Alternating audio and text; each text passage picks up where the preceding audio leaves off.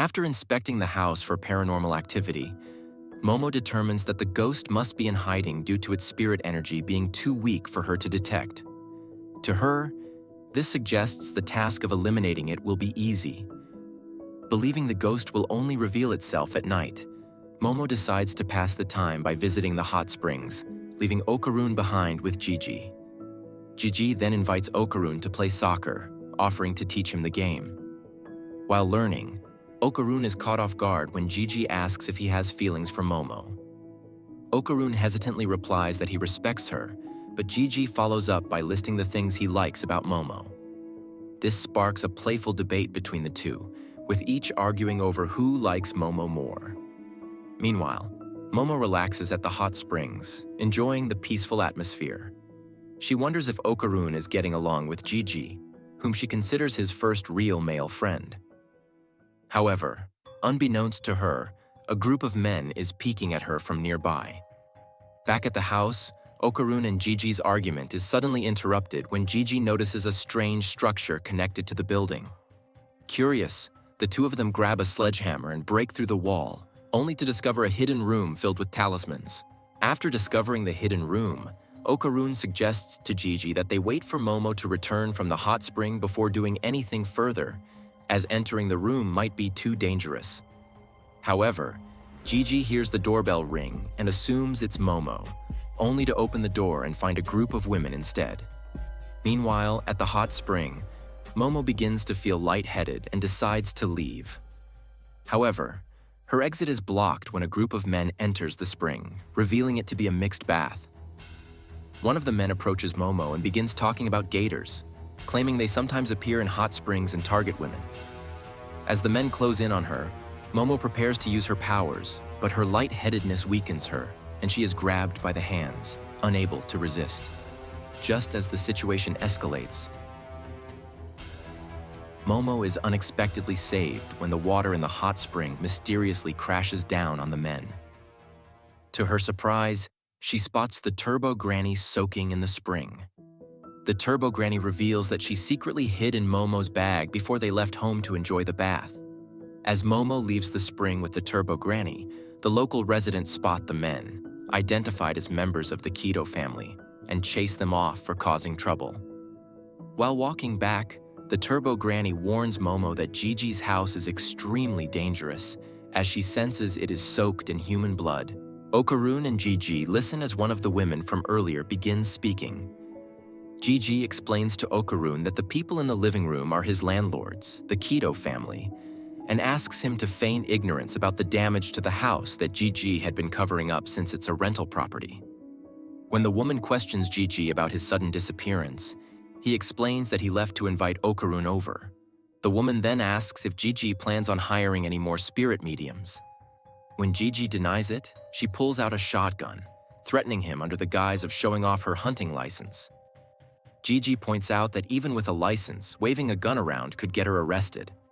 The conversation is interrupted when the male members of the Kito family, who had earlier confronted Momo at the hot spring, return with a police officer who had helped bail them out after they were chased by the local residents. One of the men, hearing that Okarun is Jiji's good friend, tests him by asking what Jiji's favorite soccer team is. Okarun correctly answers by noticing the soccer poster covering the hole in the wall. However, Jiji is caught lying when he denies bringing a girl to his house, further frustrating the Kito family. Meanwhile, Momo pays a visit to the Tsuchinoko shrine and finds the shrine priest performing an odd handstance, claiming he wants to become a bootuber. Disappointed by what is presented as the Tsuchinoko, Momo listens as the priest explains the legend of the Tsuchinoko, which involves human sacrifices made in the past to prevent the village's volcano from erupting. He reveals that what's on display is just the Tsuchinoko's shed skin. Afterwards, Momo returns to Jiji's house, only to find both Okarun and Jiji lying beaten on the floor, the clear victims of the Kito family's wrath. After entering the house and discovering Okarun and Jiji beaten by the Kito family, Momo quickly defends herself as the family members rush to attack her. In the chaos, she is sent crashing into the hidden room by an attack from the head of the Kito family. Inside the room, Momo is confronted by the head family member, who reveals that their family has been making offerings to the Tsuchinoko for generations to prevent the village volcano from erupting. He further explains that the house itself serves as an altar, shocking Momo as she realizes that Jiji's parents were also sacrifices. The head Kito family member ominously declares that it's perfect that there are now 3 offerings available for the Tsuchinoko since it is hungry. As he speaks, Momo notices something terrifying: the abnormal interior of the hidden room and her feet beginning to sink into the floor. Momo attempts to use her powers to pull herself and the Turbo Granny out of the sinking room, but is repeatedly hindered by the Kito family. However, Okarun and Jiji, having regained consciousness, knock the Kito family back, causing them to fall into the sinking room as well. Okarun tries to reach out and pull Momo to safety, but it's too late. Momo, Okarun, Jiji, the Turbo Granny, and the Kito family all sink together into the Tsuchinoko's lair. Once underground, the Tsuchinoko reveals itself, and the Turbo Granny, along with Okarun, clarifies that the creature is not the Great Snake, but actually a kuragari, or Mongolian death worm. Despite Momo's attempts to inform the Kito family of the cryptid's true identity, they persist in presenting her, Okarun, and Jiji as the next sacrifices. Suddenly, the Tsuchinoko attacks, swallowing members of the Kito family. Seizing the moment, Momo, Okarun, and Jiji flee to a nearby house to hide from the creature.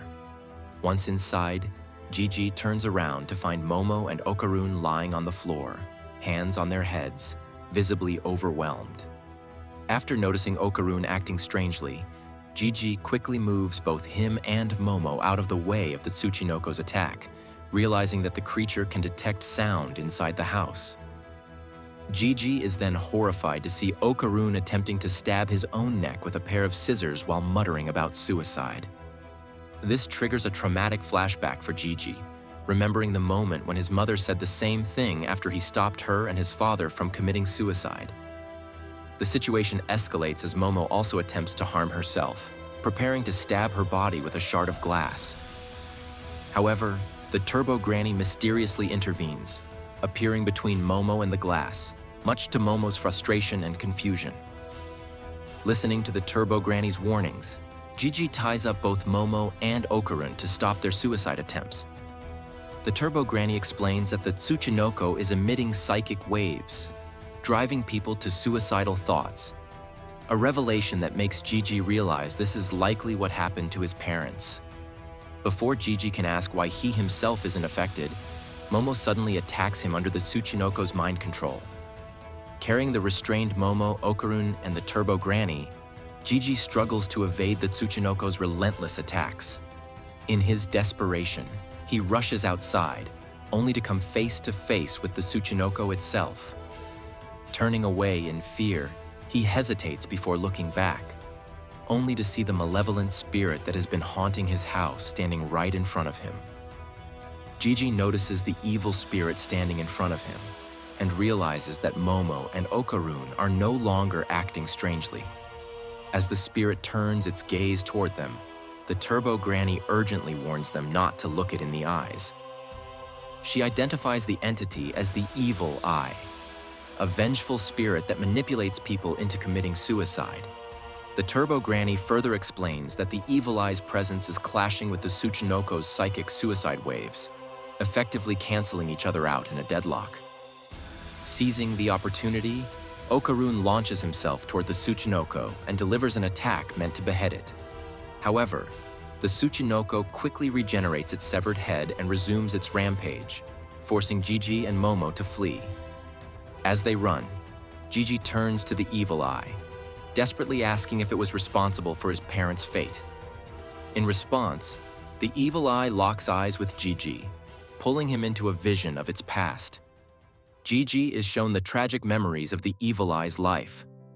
As a child, it was once sacrificed by the Kito family, who sought to appease the Tsuchinoko. He witnesses the spirit's desperate, fruitless attempts to save another boy who was also prepared for sacrifice.